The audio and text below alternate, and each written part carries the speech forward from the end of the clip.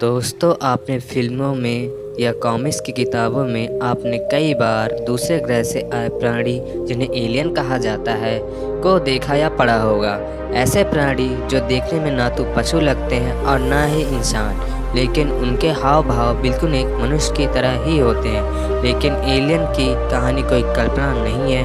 वैज्ञानिक पहले से ही यह स्वीकार कर चुके हैं कि जिस तरह पृथ्वी पर इंसान बसते हैं, ठीक उसी तरह दूसरे ग्रहों पर भी ऐसे लोग रहते हैं जो हमारी तरह सांस लेते हैं। इसके अलावा यूएफओ यानी उड़न तस्तरियों पर एलियन का आने जाने जैसा विषय भी अब जिज्ञासा का केंद्र बन चुका है।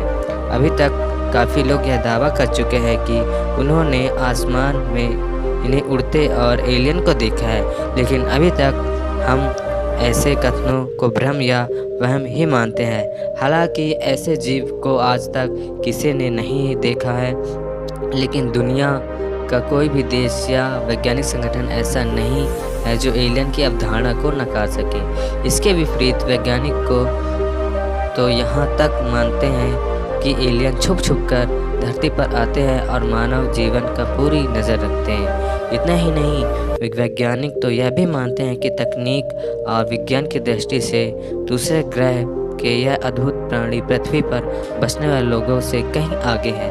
एलियन का नाम सुनते ही कई बार ऐसे सवाल हमारे जहन में आ जाते हैं जिनका जवाब अभी तक खोजा नहीं जा सका है। हाल में ही बुल्गारिया के वैज्ञानिकों ने यह दावा किया है कि एलियन धरती पर स्वतंत्र रूप से रहते हैं और हमसे मदद की अपेक्षा रखते हैं। वह तो यहाँ तक कहते हैं कि एलियन हमारे चारों ओर हैं और हमारी हर हरकत पर नज़र रखते हैं। रूसी अखबार की माने तो अमेरिका में अंतरिक्ष यात्री जब चांद पर पहुँचे थे तो उन्हें वहाँ एलियन दिखाई दिए थे, जिन्होंने अमेरिका को वहाँ से चले जाने को कहा था।